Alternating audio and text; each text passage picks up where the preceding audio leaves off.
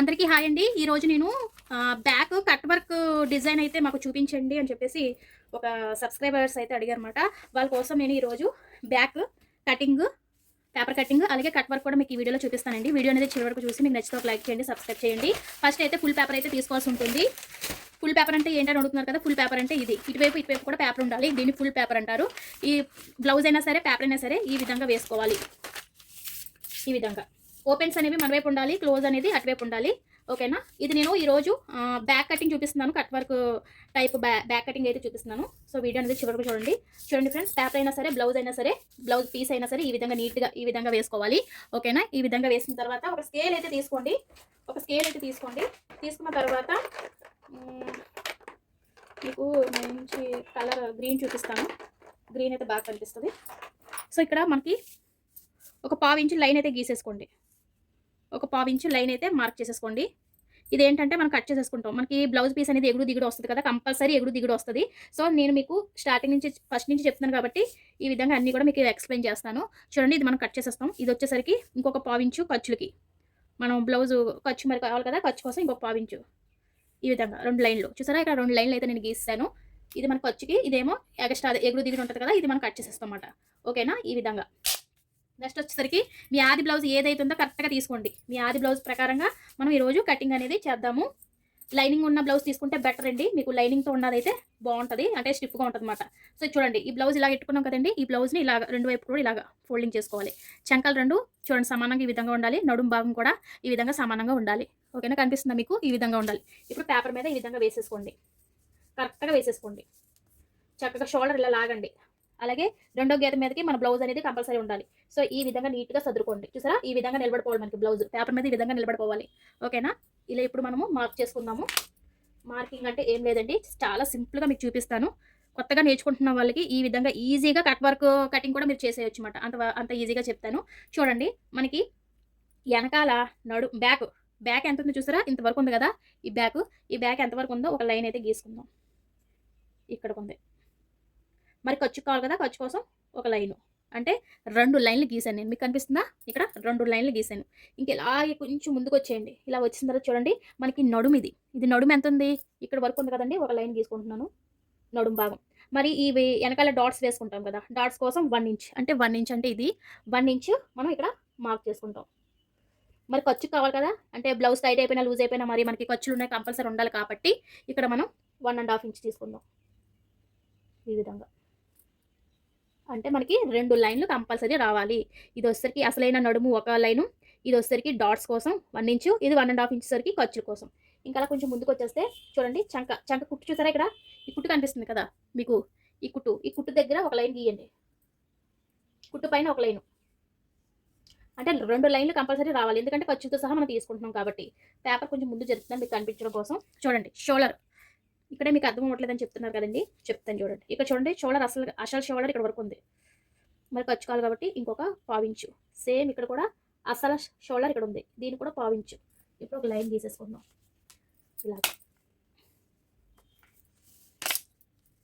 ఈ విధంగా. ఖర్చుతో సహా మనం తీసుకుంటున్నాం. ఖర్చుతో సహా మీకు 2 లైన్లు అయితే గీసాను. ఇది మనకి ఖర్చు మధ్యలో కొడతాం అన్నమాట. అలాగైతే మీకు తెలుస్తుందని చెప్పి ఖర్చుతో సహా నేను లైన్ అయితే గీసాను. ఓకేనా. ఇప్పుడు మనకి అన్ని మార్క్ చేసేసుకున్నాము. ఇప్పుడు స్కేల్తో మనము ఎలా కొలవాలనేది చూపిస్తాను. ఇక చూడండి, ఖర్చుతో సహా తీసుకున్నాం కదా. ఇప్పుడు కొంచెం ఇలా ముందుకు వచ్చేయండి. ఇక్కడ ఏంటంటే మనకి చంక దగ్గర ఇక్కడ చూపిస్తాను చూడండి. చంక దగ్గర నుంచి ఇక్కడ ఒక మార్క్ చేసుకోండి. ఖర్చుతో సహా చెప్పాను కదా, ఈ విధంగా ఇది ఖర్చు మీకు తెలియడం కోసం. అలాగే బ్లౌజ్ పొడవు, అంటే నెక్ పొడవు చూసుకోవాలి మనం. చూడండి, ఇలా పెట్టి కనిపిస్తుందండి. నేను ఎలా మార్క్ చేసుకుంటున్నానో అలా మార్కింగ్ చేసుకోవాలి. చూడండి, ఇక్కడికి ఇలా పెట్టుకోండి. ఖర్చుతో సహా మనం తీసుకున్నాము. మీకు ఇక్కడ షోల్డర్ చిన్నదిగా పెట్టండి అని చెప్పేసి అంటున్నారండి. సో అయితే మీకు ఇక్కడ నేను 3 ఇంచెస్ తీసుకున్నాను షోల్డరు. ఒక 2 ఇంచెస్ అయినా మీరు షోల్డర్ అయితే పెట్టుకోవచ్చు. 2 ఇంచెస్ అంటే చెప్తాను. షేప్ తీసుకోండి. చెప్పాను కదా, నేను ఇక్కడ 3 ఇంచెస్ వరకు నాకు షోల్డర్ అనేది ఉంటుంది. ఇది చెప్పాను కరెక్ట్గా 3 ఇంచెస్ వరకు షోల్డర్ అయితే ఉంది. ఇక్కడ షోల్డర్ కిందకు వచ్చి మీరు కట్ వర్క్ అనేది చూపించమని చెప్పారు కాబట్టి నేను షోల్డర్ అనేది 2.5 పెడుతున్నాను. 2.5 అయితే షోల్డర్ అనేది కరెక్ట్గా ఉంటుంది. ఇక్కడ నుంచి ఇలా కొలుచుకోండి. 2.5 ఎక్కడ ఉందో ఇక్కడ వరకు చూసుకొని స్కేల్ కొంచెం ఇలా ముందుకు జరుపుకోండి. ఇలా జరిపి ఇప్పుడు మార్కింగ్ చేసుకోండి. ఇలాగా ఇక్కడ వరకు ఆగిపోండి. చూడండి రెండో లైన్కి ఈ విధంగా మార్క్ చేసుకోవాలి. ఖర్చుతో సహా మనం తీసుకున్నాం. ఓకేనా, మీకు అర్థమైందా? ఇప్పుడు మనము కట్ వర్క్ అంటున్నాం కాబట్టి ఈ విధంగా మీకు ఇలా రాకపోతే ఒక మూత తీసుకోండి. మూతతో పాటు మీరు కట్స్ పెట్టుకోండి.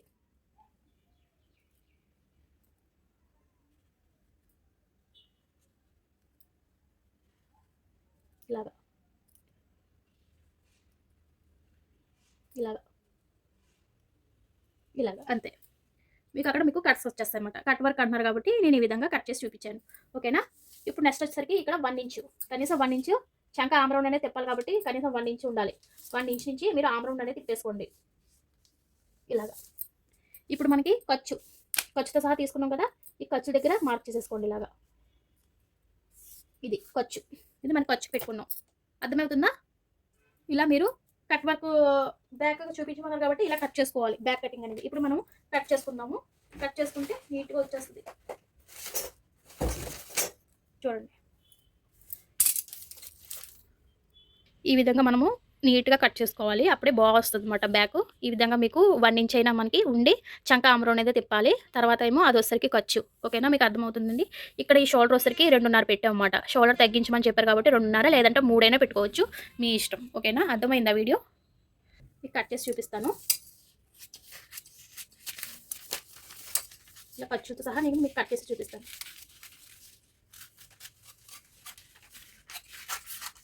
ఇది ఖర్చు అని చెప్పాను కదండి. ఇక్కడ మనకి ఖర్చు కాబట్టి చిన్న డాట్ పెట్టుకోండి, మీకు అర్థమవుతుంది. ఇది ఖర్చుకి. ఓకేనా, ఇంక ఇక్కడ వచ్చేసరికి చెప్పాను కదా బ్లౌజ్ ఎగుడు దిగుడు ఉంటుంది ఫ్రెండ్స్, అది మీరు కట్ చేసేసుకోవాలి అని చెప్పేసి ఈ విధంగా నీట్గా కట్ చేసేసుకోండి. లైన్ అనేది స్ట్రైట్గా రావాలి ఇలాగా. ఓకేనా, ఇంక ఇక్కడ వచ్చేసరికి మనకి కట్స్ నీట్గా కట్ చేసేసుకోండి. ఇక్కడ నుంచైనా కట్ చేసుకోవచ్చు, ఇక్కడ నుంచైనా కట్ చేసుకోవచ్చు. ఇక్కడ నుంచి కటింగ్ అయితే చూపిస్తాను.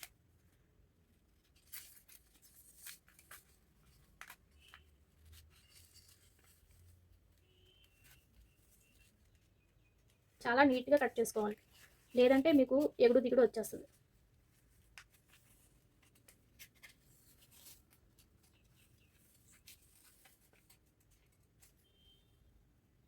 చూడండి ఫ్రెండ్స్, ఇలాగ మనం కట్ వర్క్ అనేది నీట్గా ఇలా కట్ చేసేసుకుంటే మనకి బ్లౌజ్ అనేది ఈ విధంగా వచ్చేస్తుంది అనమాట. ఇదిగో ఈ విధంగా. ఓకేనండి, మనం ఇలాగా కుట్టుకుని వచ్చేస్తాం అన్నమాట. సో ఈ విధంగా కట్ వర్క్ అనేది మీరు కట్ చేసుకోవాల్సి ఉంటుంది.